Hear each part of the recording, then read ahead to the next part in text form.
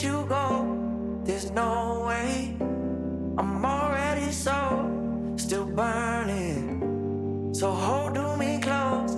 Now, baby, I do what I'm told. Still learning to take my chances, to take my time, to keep on dancing, to walk that line. Yeah, you got me shifting the paradigm.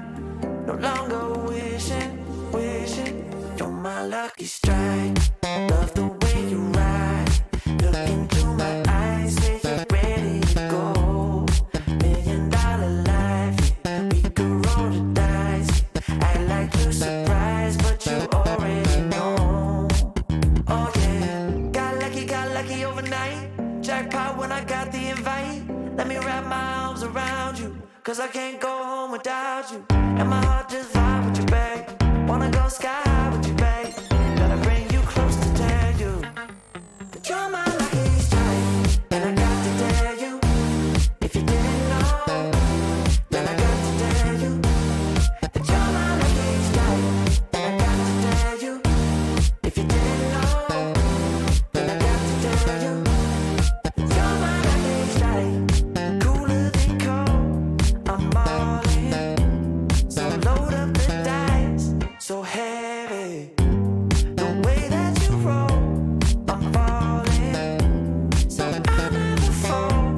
I'm ready to take my chances, to take my time, to keep on dancing, to walk that line. Yeah, you got me shifting the paradigm.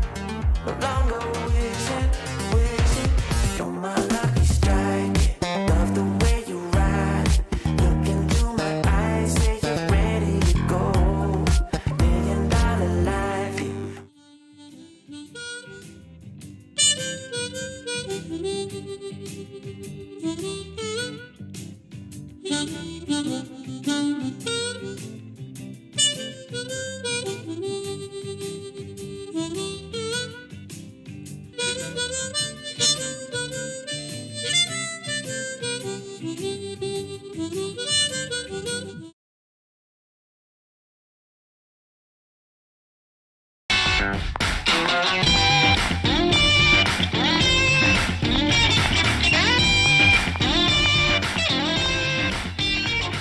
Well, hello, folks. You know you're in for a treat when you hear that tune, because it's time for another edition of the Rec Poker Podcast. Thank you so much for joining me here each and every week.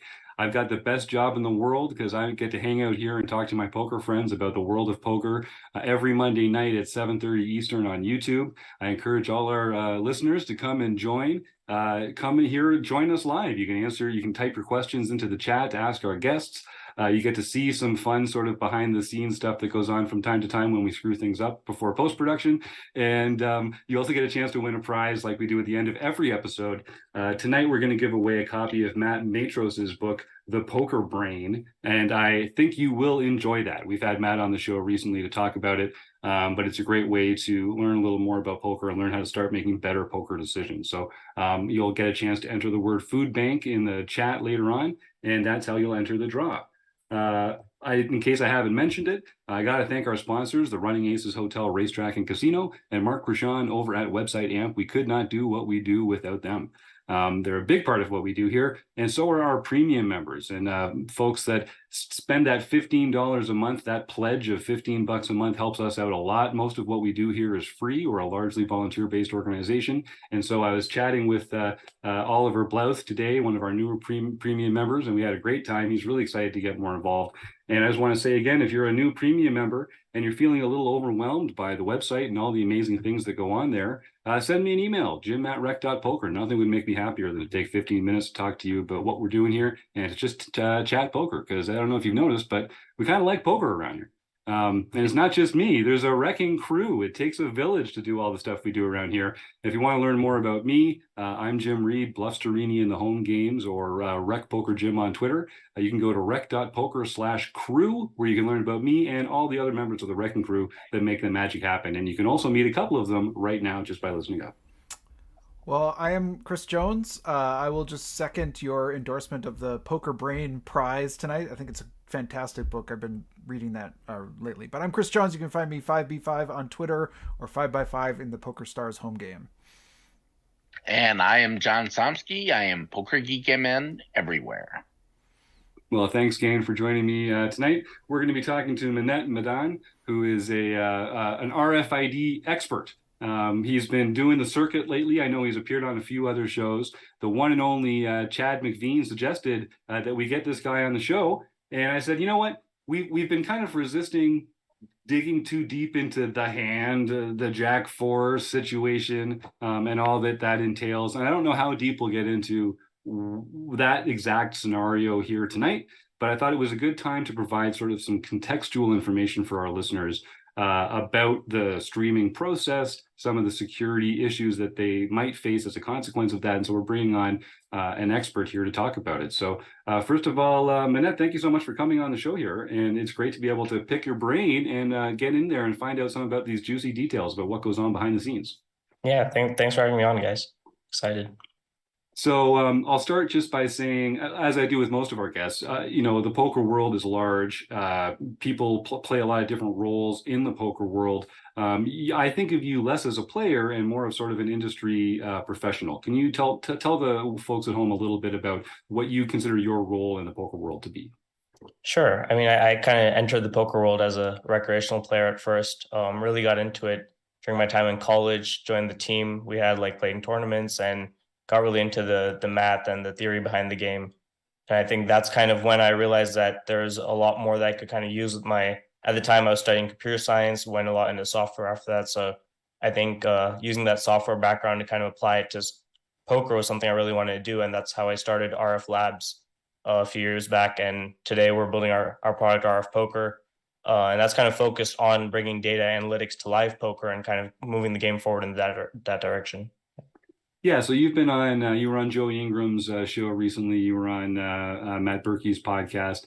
Why don't you just, in case our listeners aren't completely up to date, can you just give us a little summary of sort of what the conversation has been and what you've been talking about so far? Yeah, so I mean, with kind of the recent events, we realized that it was a good time to kind of come out and talk about what we've been working on and in relation to of what's going on, and also kind of give some comfort to understand what's going on in the whole poker community with RFID, streaming, technology, this whole scandal. And that's kind of what I went on both those podcasts. My purpose was really to just answer any questions relating to how does streaming work in poker? How does this technology work? It's something we've been studying for a few years now, kind of looking at all the way from the beginning of poker to online poker to streaming with whole cards to RFID, why each of those decisions were made, what security precautions were taken along the way, and how are we in the position we're in right now? And what's the future look like? So that's kind of what we've been working on. And that's why I kind of was mainly on there for. I think our product is something that directly solves the problems that we're seeing today. And our goal is to kind of make the card rooms and the players comfortable along the process. Yes, excellent. And I'll just tell our YouTube chat members, if you've got any questions for Maanit, feel free to type them into the chat there. Obviously, Chris and John, if there's anything you'd like to ask John, I know you're unmuted right now. Feel free to jump in there and I'll call on you to ask a question. So let's start with that then, Maanit. So poker's been around for a long time. When they used to televise poker, there was really just like one camera around the table. You couldn't see the whole cards. It was really just like watching people's expressions and then seeing what went to showdown. There was this progression that you kind of alluded to. There were whole card cameras where people could show their cards. Now we're at the point where the cards themselves have little microchips in them, essentially. And then there's antennas in each of the places around the table that can pick up that information. Have there been any major advances in the actual, and let's leave the streaming side of this aside for now. When it comes to just the antennas and the chips and the cards, is that relatively solved technology at this point? Has it been perfected, or have there actually been improvements even in that level of the technology recently? I think within RFID itself, and that's kind of from the beginning, RFID is what's been used in these cards. There's been a lot of advancements in the last 10, 20 years. Right. And I think that that's something we've kind of seen in poker very slowly. The cards have basically been using the same technology for the last 10 years or so, but when we were looking at that, we realized that around the world, when you go to a grocery store, think about going to a grocery store today versus 10 years ago, scanning these tags. Now they're working on ways where you can just put in all your clothes and stuff inside a bag, walk out, and you don't have to even scan it on these self-checkouts. So the going from this like manual checkout to self-checkouts to these stacked tags is a big difference, right? And that's kind of how initially we said, how can we apply that same technology to RFID chips, right? And that's the big difference I think I've kind of noticed in the last 10 years or so, is going from just scanning your ID card with RFID or scanning one card and having to rub it on the antenna on a poker table, to how can we just throw chips or throw cards and have those be read pretty easily. That's been the big technology changes on the RFID side. And I think further than that, just in computers in general, the security side, the ability to stream at such high speeds with such good quality, with such little infrastructure, all of those things have evolved a lot more than RFID has. But I think everything coming together is what makes the difference there. And obviously, there's a concern about, poker security. If anyone can have like a God mode kind of access to what's going on there. But it sounds like what you're saying, correct me if I'm wrong, please, Madan, if that is the case, then you could even know the order in which the cards are in the deck to be played. Is that true? Just because they're all kind of there in the same. Yeah, there are technologies that could allow you to do that. I don't think there are any poker tables today that have that kind of level of read sensitivity or kind of accuracy. Even our tables which can read at that distance don't have the ability to read at the exact accuracy of this card is in front of this card in front of this card. That would be, and I'm sure there's technology there to do that today, but I don't think that's necessary for a poker game, and I don't think anyone's incorporating that right now. Okay, great. Chris, did you have something? Yeah, I wonder if you can talk about sort of, I think we've all in these last few weeks, or I can't even remember when this whole thing started, when the Jack 4 hand came about. I mean, but it feels like it's been weeks or months or however long, we've all kind of like had to take on these amateur sleuth roles and people sort of suggesting possible ways people can cheat. And I wanted to just kind of touch, since you mentioned RFID technology, there is this sort of like, I've heard at least from a number of people, this like fear that a bad actor can maybe show up at a table, and because there's RFID sort of signals being sent out, they have something that allows them to then sort of like intercept those signals or do whatever the imagination is about what they're doing to get this, and then now they've got access to all the data. And I'm wondering if you can talk about, because like as I've been trying to figure this out, and I'd just like to hear it from your own words, like how does RFID work? Is that even possible? And what are the security for preventing that kind of thing happening? Yeah, I think when the hand first happened, that was the first thing that social media kind of jumped to, and that's when I kind of stepped out and said, let me write a blog post to kind of go over all these things in detail so people who are interested can see that. And I think that's kind of how you guys and other people started reached out to us. And I want to look in kind of two different directions. One side is the technology itself, and the other side is the implementation of it, right? In terms of RFID technology itself, there is obviously going to be the ability to read cards across the table or be able to scan these things and get information from these cards and these antennas, because that's how the streaming works in the first place.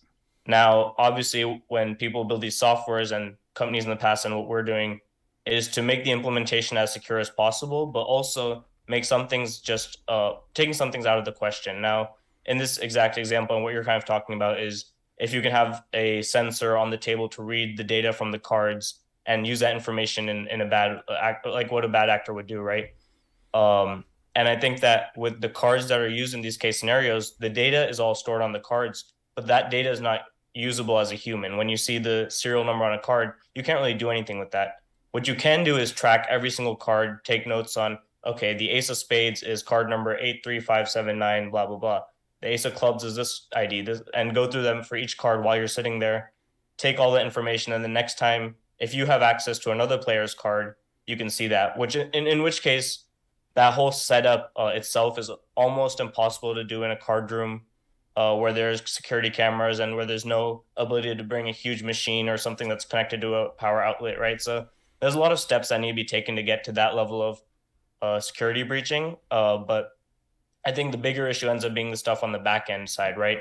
Not what you see on the table, but when all the information is fed into a control room or into a computer or even into the network, onto the stream, all of those steps are where the security flaws kind of start to come in. and things that we can't easily detect in the moment. But that all is on the implementation side. That's not on the technology side.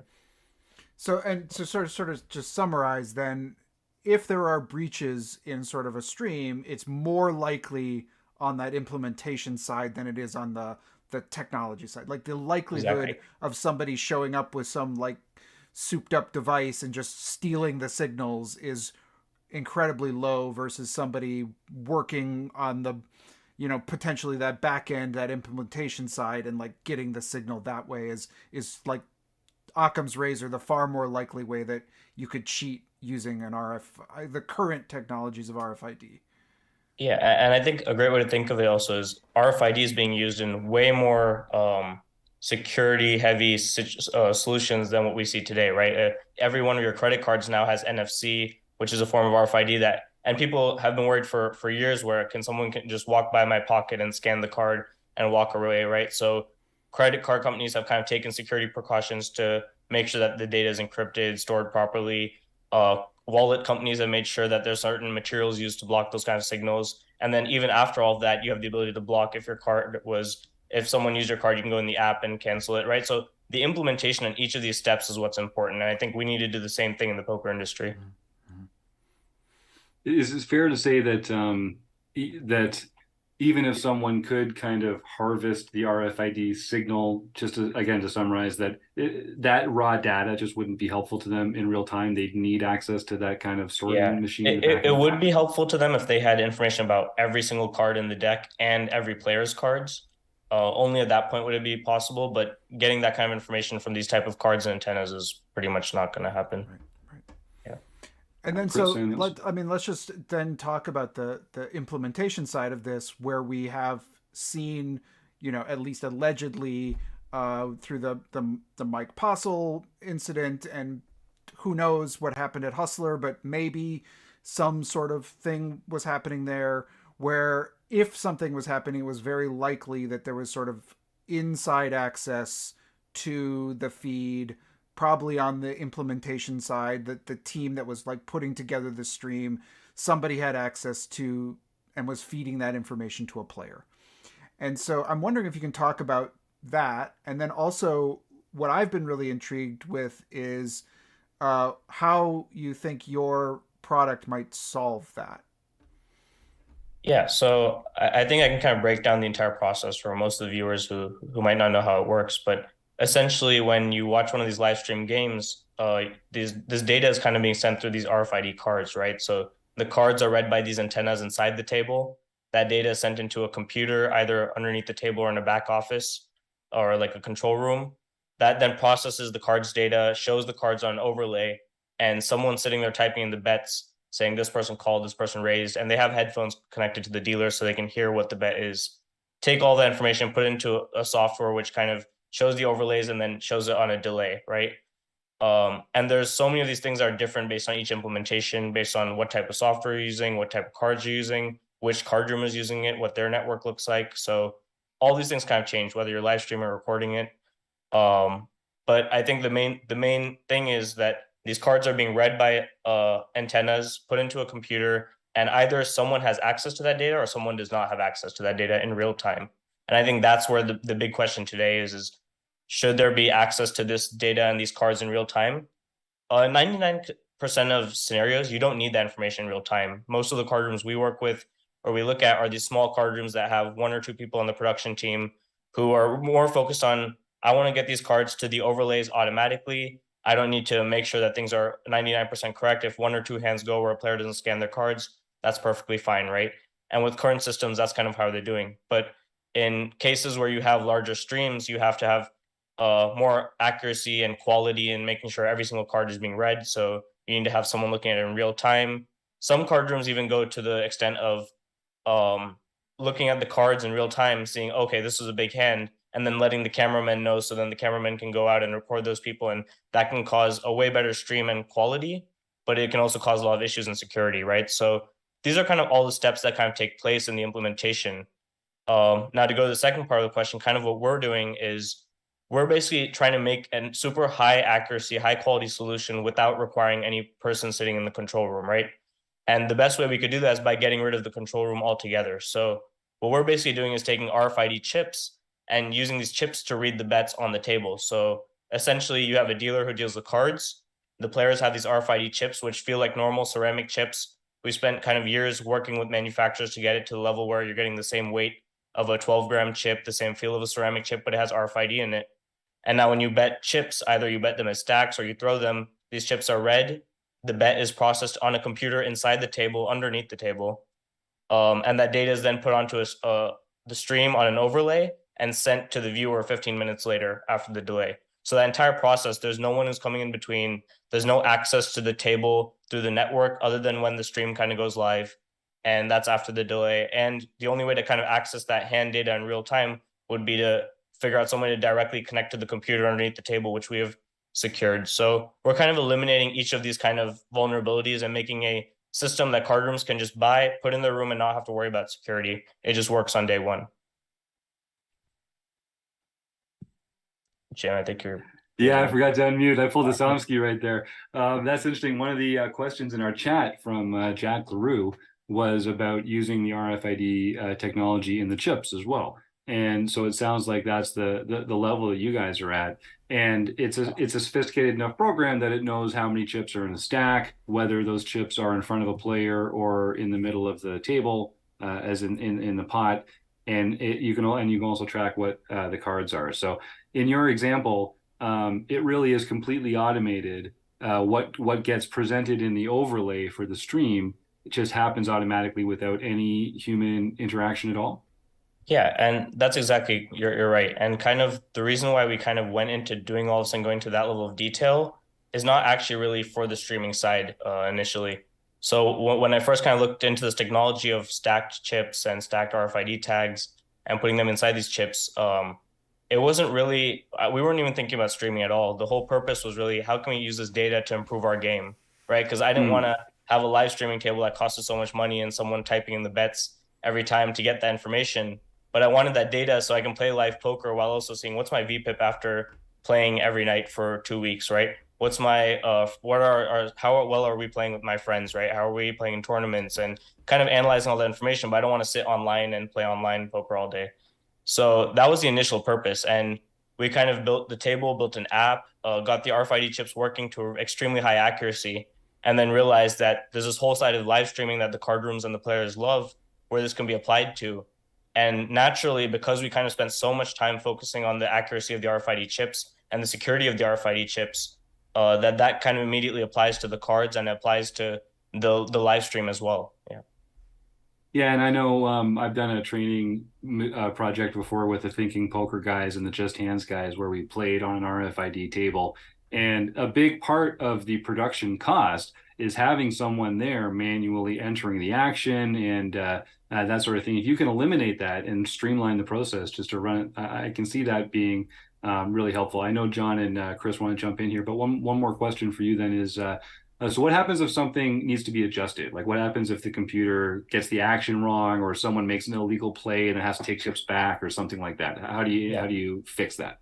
So there are two parts to the system. One is what we call the RF engine, right? And this is something we've kind of developed over time, which is essentially to detect and minimize human error, right? So our antennas and stuff like that can basically read when a chip has been read. Is it moving a lot? So does a player look like they're chip shuffling, or is it sitting in place, right? Has someone bet out of turn because it's kind of making sure each action is taking place? Has it checked to a player, or has someone bet one chip and is it a call or a raise? So those type of things that we're all kind of taking a look at and things that we've been testing for a while has been kind of taking place for the last few, I would say almost a year and a half now. We've been kind of building the software and kind of working on that. So even with all of that, there is a little bit of intervention that has to happen in case scenarios where the computer can't detect what's happening. And for that, we have a tablet that's sitting in front of the dealer.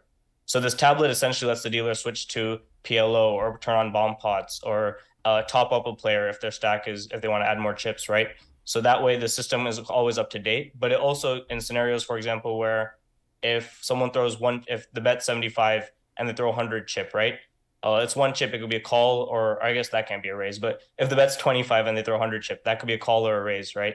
So in which case, two big buttons show up on the tablet, is a call or a raise. And if the action keeps going, it assumes it's a call. If the dealer overrides and clicks raise, it's a raise. So there's small things like that we're kind of incorporating, and we're kind of working with dealers right now to see how can we minimize the amount of effort required by a dealer and maximize kind of the output to the live stream without any errors. And on top of that, we process all the overlays after the delay. So if there are these issues going on in real time and we're able to fix it, when the viewers watch it, it looks perfectly streamed because it's kind of recorded that history already. It's a great answer. John Somsky, what's up? Yeah, I was going to ask a little question about encryption, but the way you're doing it, you almost don't need it because the computer is attached to the table. So there's really no networking that's happening. It's directly wired in there. And then the only time you are getting anything out of the computer is on the 15-minute delay with the stream. Is that correct? Yeah, that's correct. I mean, there are instances where, for example, right now we're working with some card rooms who use our system with an actual action tracker. So we do have a manual kind of tracking thing, even the tablet, all those things kind of need the information. None of those will have the cards in real time, but all those situations, still the data should be encrypted, and we use proper kind of certifications to make sure we're doing that in real time. Yeah. Chris? Yeah, I have a sort of like question about this sort of in, I can picture this in a couple of my local card rooms. I think it would be awesome.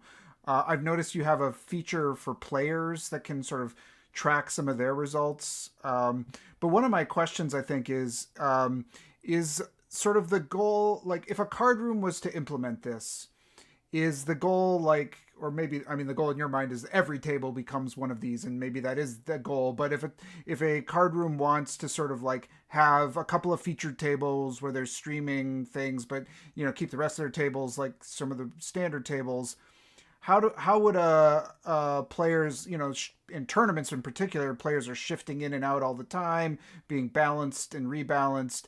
Would they have to sort of like exchange chips, or could they keep their? How would that? Or all the chips would need to be RFID. Yeah. How would that work in a like a broader context?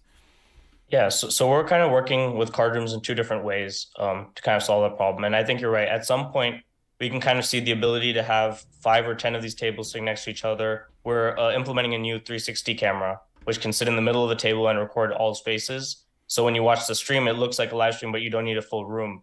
And that way you can have 10 of these tables sitting next to each other, all of them running with RFID chips, so there's no operational cost. So there are things we're doing to make it so that at some point you could have multiple of these tables and you can invest in chips for the entire card room as a whole.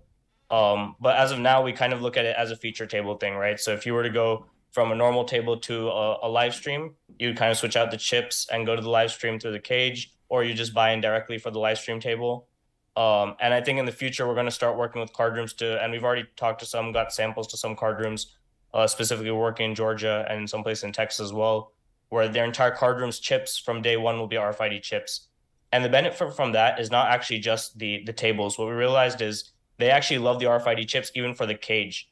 And what you'll kind of notice is a lot of these casinos, big casinos, will use RFID chips for the higher denominations, but smaller card rooms can't afford that. And since we're buying RFID chips in large bulks and we're kind of work to bring the manufacturing of these chips costs down so low, a lot of these card rooms are open to just switching all their chips to our RFID chips, right?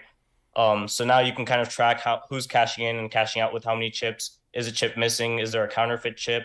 And if you have our tables, you can also see what table did it go from, who did it go to. So that kind of information is extremely valuable. And we can even keep it anonymous so the players feel comfortable, but that's extremely valuable to the card rooms because now they can manage their cash-ins, their cash-outs, their logs, their security, all through our RFID chips as well. Oh, it's amazing. Yeah, the missing chip thing can be a big deal.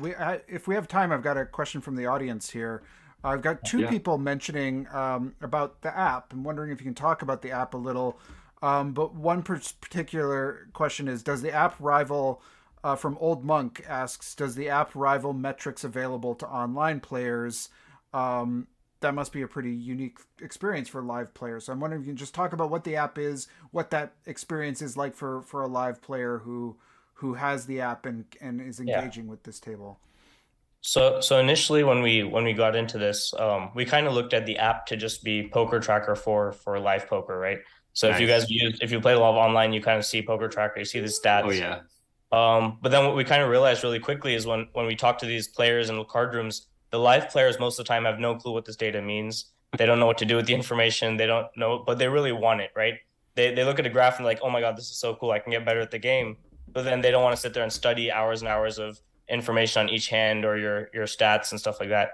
So we're now kind of working with these players to kind of get this feedback and say, how can we make kind of our own community of live players looking at data, right? So one way we've done that is by introducing what's called the RF score, which is kind of like the ELO score for chess or a rating system, but for poker. So now in Georgia and Texas, if you go and play on one of our tables, you'll have an RF score and you can see the leaderboard and you can see kind of your results and variance and how that's kind of affecting your gameplay, right? And you can kind of try to get to the top of the leaderboard because you have a low variance game where you performed really well or a high variance game and stuff like that, right? And we can now look at breakdowns and see, okay, what percentage of hands are you playing pre-flop, right? What's the range chart look like? And it's a little different than what you'd see online, but it's a lot more fit to a live player who doesn't have that big of a sample size and wants to kind of use that information to make smaller and more micro decisions in real time. So we are kind of learning from online poker, but applying it knowing that live poker is extremely different. There's a lot of variance and low sample size that kind of comes into play. And a large part of it is who you're playing against and who's sitting on the other side of the table. So all those kind of come into play.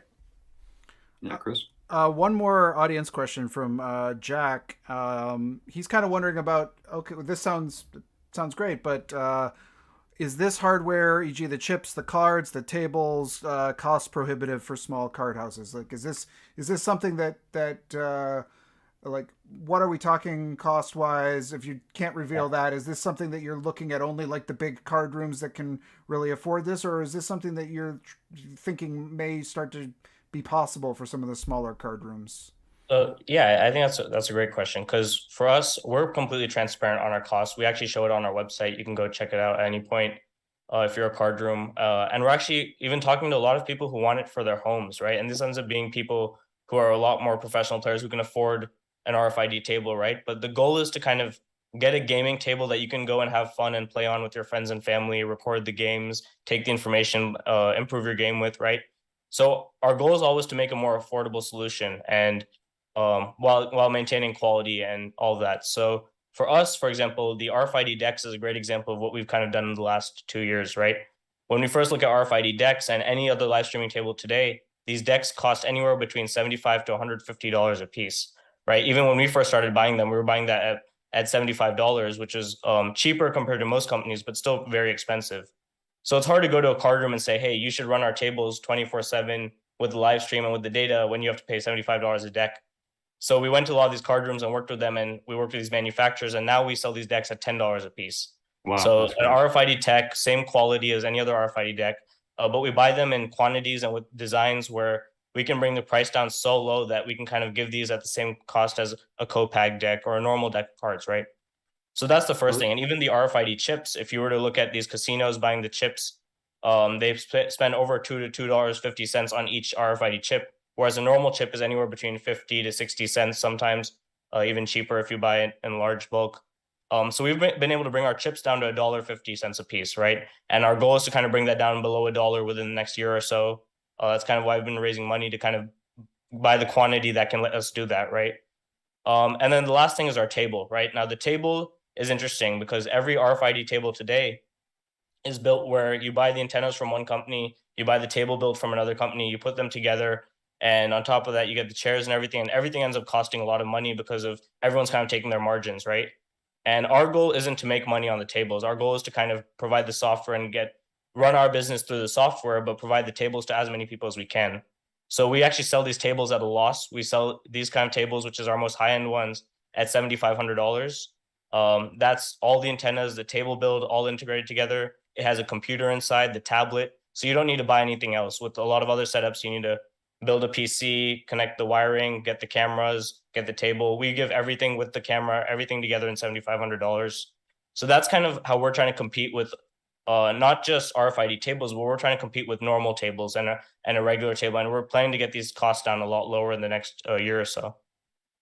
That's great, and it sounds like so this is kind of a full package deal. To play with this, you need the table because it's got the sensors built into it. You need the chips and the cards in order to send that data accurately. You need the app or the tablet to run that all together, and then you just need whoever the dealer is to be the human agent who is taking that step of intervention when it's required. Is that about right? Exactly, yeah. And we're working a lot on kind of building these add-ons like the 360 camera, and we have LED lights in the table now that can show who action's on. So we used to have cool. TVs that would show if the cards are red or not. Now, if your cards are red on the antenna, it turns green. If action's on you, it turns blue. So you can kind of see how the lights move. So we're doing stuff like that to kind of improve the experience. And those are add-ons you can get. Our $7,500 includes everything, really. And on top of that, I think another important thing to notice is by us kind of integrating all these things ourselves, we're building one system where there's not really a lot of room for flaws or security vulnerabilities, right? And that's kind of something that I've noticed is if you kind of draw a parallel to like the personal computing market or anything in the past, right? Where you have always a company that's building things like Windows, right? Where you have a one size fits all for any computer you buy, you can just put Windows on it, which works great if you're trying to sell a cheap solution to work for everyone, but that also has a lot more flaws in security than something like an Apple computer, right? Where they're building everything from the hardware to the design to the software to the applications. And we kind of look at ourselves in the same way where how can we design and build everything? We have the security experts, we have the design experts, we have the product engineering experts who kind of build this entire solution, and the card rooms can focus more on the game rather than the technology. John? Yeah, I was wondering how durable are like the RF chips and the cards, and how long will they last? Because I know that has been an issue with some. I've watched some other streams and the cards go out. I have not watched a stream that actually used RF chips at all. Yeah, so the cards end up being a lot less durable than chips in general. What we've kind of noticed with our cards, our first set that we've been using, the antennas inside the cards wouldn't really break. Those could last, a single deck could last you maybe 3 months of usage if you use it maybe 2 to 3 times a week. So if you're using it every day, a deck of cards could last you probably a month. And then we started to realize that the actual material these cards are made out of, the paint started to rub off and players would start bending the cards and it would start peel. So when we were trying to get these cheaper decks also, we started to look into, can we build custom antennas and custom materials? And that's kind of the point we're at now, where these decks kind of last us. We've have card rooms who've used the deck for 6 months, using it 2 to 3 times a week, had no issues, no marks on the deck. They don't break.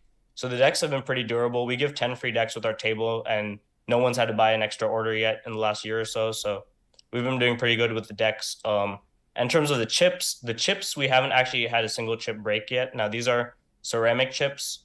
So we kind of have the plastic ones and ceramic ones. We recently moved to the ceramic since they're way better quality, they're heavier, and players can't really tell the difference between an RFID chip and a normal chip now, considering how we've got them to.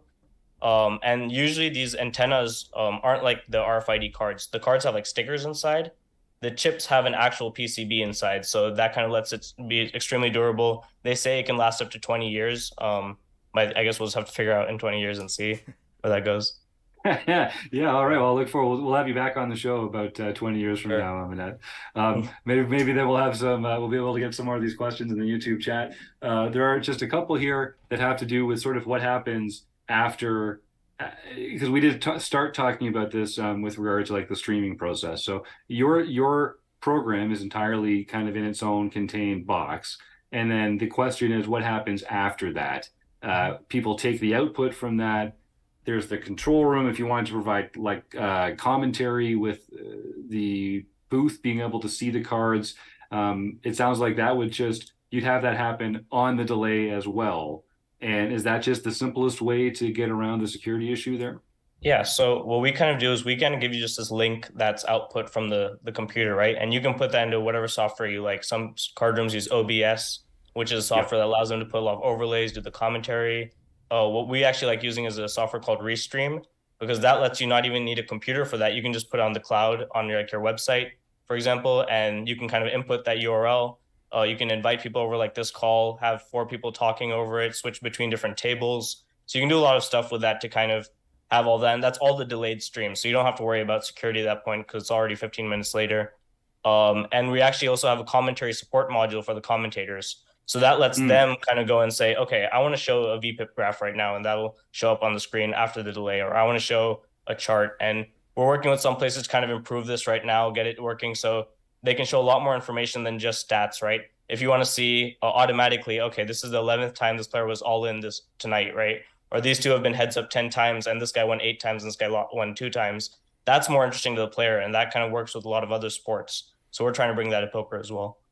Cool. I know we're going a little long, but I've got a couple more questions here in the YouTube chat I want to get to. And I know Chris has one too, but Rob Adsom, one of my favorite guys over there in Rec Poker Premium Land, says, is there an acceptable margin of error or accuracy percentage, for instance, with the chip count reading? Yeah, so there are two sides to it, right? With the chips, we read up to 30 chips in height. So the stack has to be 30 chips. That we've never really heard any players complain because no one's really stacking and pushing chips that high.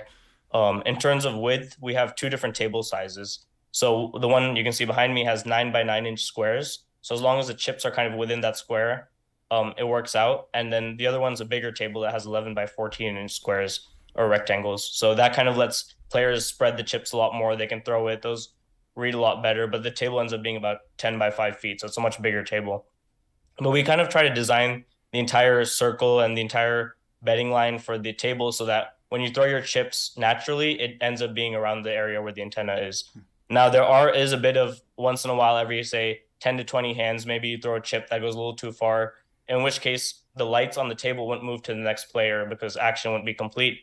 So the dealer or you can kind of pull that back towards the square and know that the action's continuing. So we have kind of steps kind of prepared where a game runs pretty smoothly at the same speed.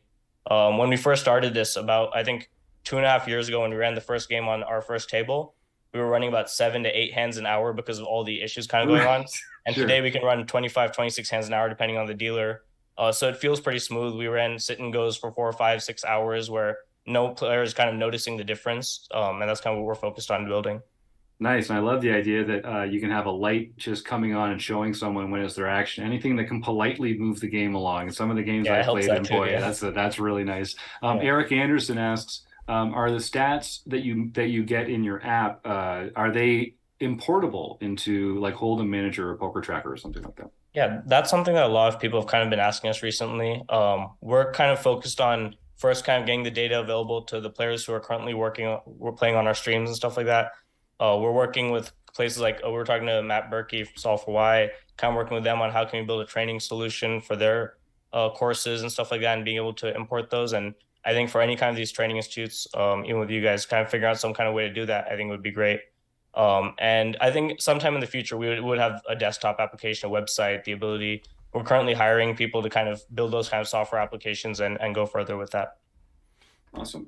Yeah.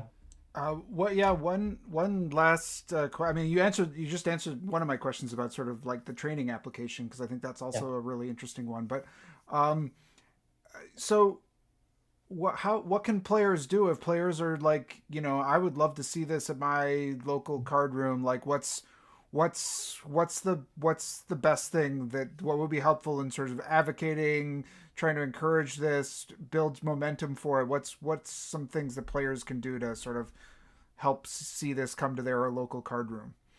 Yeah, so we're right now basically perfecting the last version of our RFID chip technology, right? So we've been working for the last year or so testing in different locations. We've used our manual tracker, our RFID chips. So now I think in the next month or so, we should have it running in some card rooms, and you can kind of go locally in Texas and find some of these places like Texas Card House who will be working with us.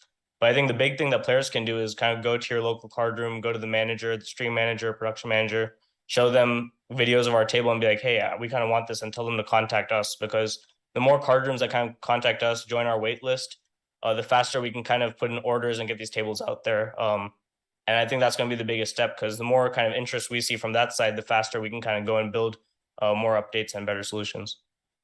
Nice. Well, I know John's got one more question before we let you go, Maanit, but I wanted to say thanks again for coming on the show tonight. And folks, we're going to start doing the food bank draw now. So if you'd like to get involved in the draw and enter your name for a chance to win a prize, just type the words food bank into the YouTube chat, and we'll get to that as soon as we say goodbye to Maanit here. John, why don't you wrap things up here?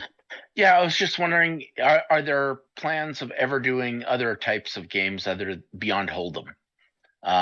I suppose PLO would be the easiest to start, but I'd even love to see some of the stud games or other things as well. Yeah, we already support PLO. So we do PLO and Hold'em. We do bomb pots, double board, single board, run it as many times as you want. So all the basic stuff is kind of already out there. We are looking to adding more variations very soon, kind of once a lot of the card rooms starts request that for live streams mainly. I think it's pretty easy to do draws and studs on this table considering how big our antennas are. So we should be able to quickly and easily implement those once we kind of see that kind of request. And the goal is to kind of keep growing into other types of games and things we can use RFID for in like a live gaming sense, right? Awesome. Well, and I know we'll put some links in the show notes where people can go find out about the company and find out more about you. But what's your preferred way for people to reach out personally to connect with you? And what's your preferred way for people to find out more about the company to get more involved with this awesome situation that you described? Yeah, you can just find me on Twitter. I basically live on Twitter. So it's Maanit, my first name, M30. That's my Twitter. Or for RF Labs, you can kind of look at us at Twitter, RF Labs Inc., or go to our website, rfpoker.com. That's kind of where you can find all the details of what we're building, the pricing, everything you kind of want to know there. And is there anything that we didn't ask about that you want to share with the group before we send you on your way off into the cold, dark, rec pokerless world? No, I think you guys are doing a great job. I love content and I love poker, so I kind of love all these companies that are working on doing both of them together. And I think we should definitely discuss how we can kind of work in the future. But you guys are doing a great job. Yeah. Yeah, cheers. I love that. Well, you'll definitely hear from us. We love adding that layer of learning onto the fun that we're having. And I know we could do a lot of cool live events and that kind of thing with this. So yeah, expect to call, my man. Yeah, sounds good. Thank you guys. All right. Have a good night. Thank you again. Okay. So there you have it. That was interesting. We didn't even, I don't think we even mentioned the words Jack 4, which was I might have mentioned it like in passing, but we didn't really discuss it much. The other thing that it strikes me that maybe this could, I should have asked, right? But maybe this could even do is solve the issue of like everybody having to ask each other how many chips they have all day. You know, like where you're just like, how, you're like leaning over in the 9 seat over the 1 seat, and you're like, what do you got back there? What do you got back there? I think it would just maybe even be possible that players could just see that as part of this, which would be I like cool that too. idea. Like maybe the little LED light under the table edge could be like a chip count for each person's position. Like just have like the numbers out there. I love I think there's some sort of kind of soft ways to move the game along here, which I'm always a huge fan of. As much as I love the game, slow play is the only thing that tilts me these days. And it does. I think that LED light, if like it could have like a really annoying start to flash if you're just like after like 10 seconds or something. Let's just move it along here. Well, did you guys ever play on those electronic tables? One of those? I don't think so. No, What do you mean by that? So they were dealerless tables. I played on them in Wisconsin. One of the rooms there had it, and it was basically an online poker game that was served up at the table. So everything you'd see, it was a video table. You'd see everything that was out there, and then when you wanted to look at your cards, you'd have to put your hand down, push a button, and then it would display your cards to you, and you'd have to type your bets in, but you could see everyone's chip stack. You could see the action. It prevented people from making mistakes because it was still basically playing online poker in person. So it'll be interesting to see how that type of thing works. I mean, I could see you could just have a little. Well, actually, you could make it so that people's phones would even have the chip stacks of everyone. You could have the chip stacks of everyone in the entire tournament, for that matter. So you could see, okay, I'm second in chips right now, just like you do on an online tournament where all of that information is readily available. So I think it could be a lot of fun. It probably is going to be a few years before the price gets worked out and that becomes a standard thing. But it'll be fun. Until you're hosting these in your basement, right, John? The basement of that new house that you and your wife were looking at since the leak. How's that going, by the way? That's a long story. we were looking at one house and that kind of fell through. Now we found a lot that we're in love with, but we'll see. Okay, I don't know what's going to happen. Well, we've got more time. Maybe one day I'll have one of these tables in my basement. I think save a room for it at least. Yeah. Mrs. Bluffsterini and I are talking about eventually doing some kind of renovation here at the place in Coburg, and I'm adamant that there has to be a room that can fit a pool table where we can do a poker table. Is it going to be in the on top. dungeon? It'll probably be in the dungeon. For those of you who don't Twitter know, dungeon. Jim Reid has one of the scariest basements that has ever been known to any human being.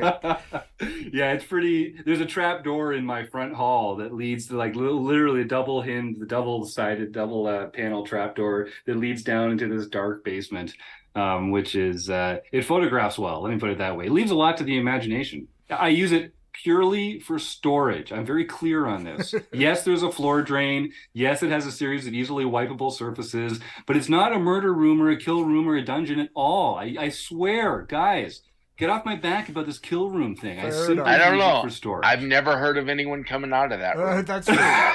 But to take us back to poker, by the way, Chad McVean piped in the chat and saying there's a display for all the players to see with chip counts and to show if your cards have been read correctly. So yes, Amazing. It could solve that issue, which sometimes can be. I don't mind ever when anybody asks, but when they ask like in 3 successive hands, it's like, okay, this has not changed. Like whatever. So yeah, this would be a nice solution to that too. Yeah, I love that. Well, let's do. We've got a bunch of people typing in the draw. There's been a really a fun back and forth in the YouTube chat here tonight. Great to see Rob and Evil Roy and Phil and Eric and everybody, Jack, going at it. So I've got, as always, I've got the nerd dice out here. I've got a 4-sided, a 6-sided, an 8-sided, a 10-sided, and a 12-sided die. Looks like we're going to use... And they all will roll a 1. 1, 2, 3, 4, 5, 6. Looks like we're going to go 6 today. Eric Anderson was the 1 spot, and he knows that that's the smart bet because he typed in first right afterwards because he knew that's where the smart money is. So let's roll the old boring old 6-sided die here and see who is going to win a copy of Matt Matros's The Poker Brain. And thank you to Matt for sharing that. He knows how much we love learning and the fun of learning here at Rec Poker. So good for him. And cheers to Matt Matros for making that available. The winner is number 3. So that was Eric Rob Jack LaRue. Jack, a perennial winner here on the Rec Poker podcast, I'm happy to announce. So, Jack, you know the drill. Send me an email, please, sir, jim@rec.poker. And wait a second. Hold on a second. Didn't Jack win? No, that was a different Jack. Actually, the original winner of this e-copy was also named Jack.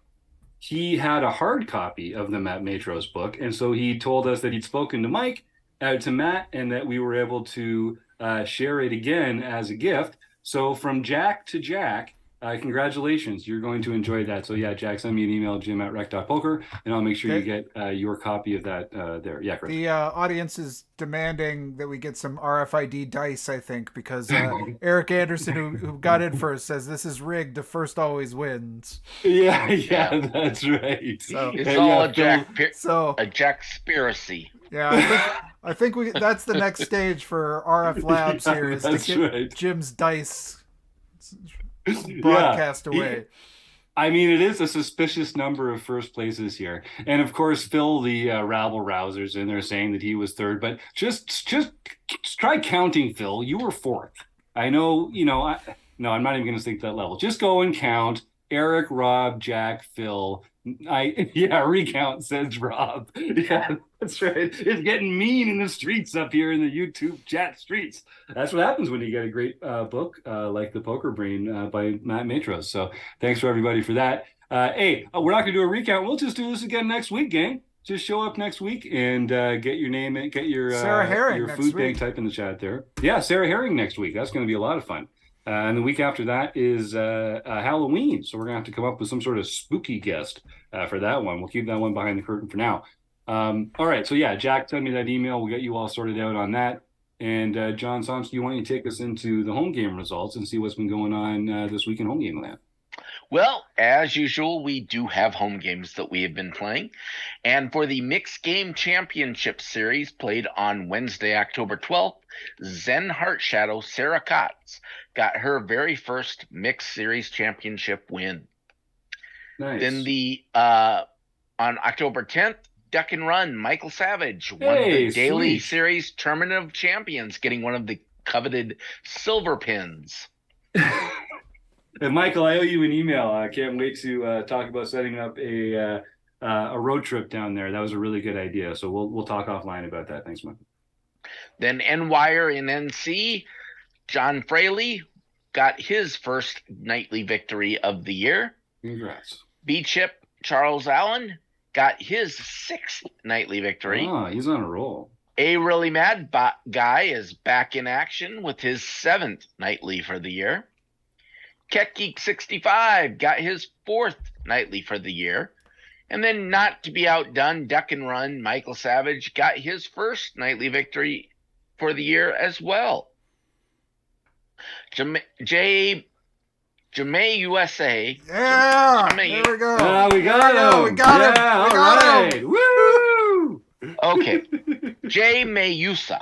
That's got to be what it is. Jay Mayusa got his 2nd mixed practice event for the year. Isma got his 3rd international.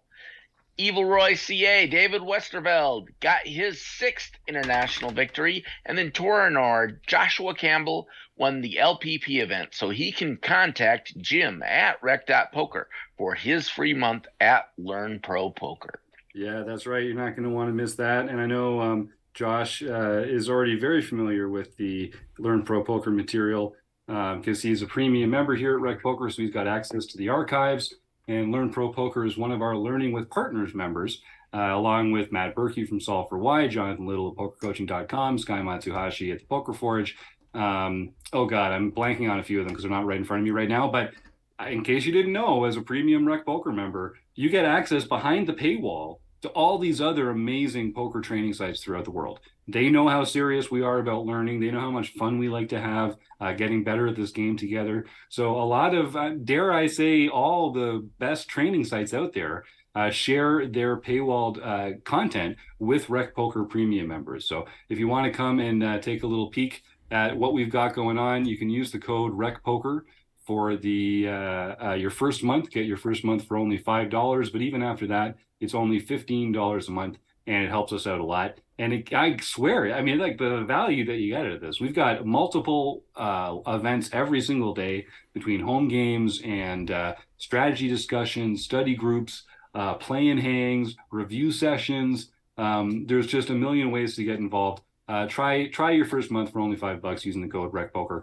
And yeah, and if you don't think it's worth the $5, just let me know, and I'll send you a self-addressed stamped envelope, and I'll send you 5 Canuckbacks back in the mail. But yeah, it's just one of the great things that we do here. Most of it's free, but if you really want to unlock the top end, you got to go premium, and we really do appreciate all our premium members. Gang, what else should we wrap on about tonight before we head off and record the forums edition of the podcast to release later this week? Well, I was just wondering if you would actually believe that I practiced that name beforehand to try to avoid stumbling over it, but that still did nothing. That's excellent. That was good. The only other thing I think we should talk about is that Jim is sending $5 in envelopes still. That might be something he needs to do. That's true. Well, we just got the internet up here in Canada recently, and I'm sure electronic banking, and I've heard about things like PayPal and such. Yeah. Until then, no, I just take a $5 bill, slather it in maple syrup, toss it in the envelope. I mean, that as one does. Yeah, as one does. Yeah, commerce. Commerce. One thing we should mention: speaking of $5, you can win $25. Every Thursday night. All our premium members are welcome to join our Fun Country online play and hang on Thursdays at 10 p.m. It's free to enter. It's a 9-player sit and go. It usually takes about an hour to get down to a finish. And the winner gets $25, compliments of Fun Country. So I mentioned at the top, it's only $15 a month to join Rec Poker. I know, like crazy Roy, Evil Roy CA up there, Dave. I know for a fact he's made more money in Fun Country prizes than he's spent on his premium membership this year. So he is clearly in the black. Just goes to show, folks, come join for $15 a month, and you can be one of those people making money playing poker like the pros. This week it was Eric Jin. He and Dave have been chopping it up over at the Fun Country Opa for the last little while. So come and let's shake them out of the winner's tree. Let's get some new premium members showing up on Thursday night, 10 o'clock Eastern, to the Fun Country Opa. Come and get a piece of that. Dave's results may not be average and cannot sue us if you do not win. Yeah, that's right. Yeah, Dave's results are not typical. All right. Well, I want to thank our YouTube chatters. So everyone has been great in here, especially Chad McVean. Chad is such a great part of the poker world, and he's been a huge help to Rec Poker over the years. And it's just wonderful seeing him in the chat and getting more involved with awesome people like Maanit there. But yeah, Chad, Phil, even Phil. Jack, Ben, Old Monk, thanks for joining us. You seem like a new member here, so I can't wait to get to know you a little better. Rob Adsum, Eric Anderson, Jack LaRue, we got Ben in there as well. I got some exciting news about Ben coming up too that I'm excited to share when the time is right. And yeah, thanks for the kind words, everybody. It is really nice when we get interaction in the chat. It is fun. It helps us bounce stuff back off the guests better. It's more fun for us. And I do appreciate those kind words, Phil, especially coming from you. I know that hurt. I know it hurt you to say nice things about me. Pretty hard for him to pull those together. Yeah. Yeah, but we do appreciate that. And thank you to Maanit Madan for joining us. And of course, Chris and John, without whom I couldn't do this every week. I want to thank Mark Bershon over at Website Amp. And of course, I have to thank the Running Aces Hotel, Racetrack, and Casino. But mostly, I need to thank you, the listeners. We really appreciate your support and your being here. So thank you, and we'll see you next week.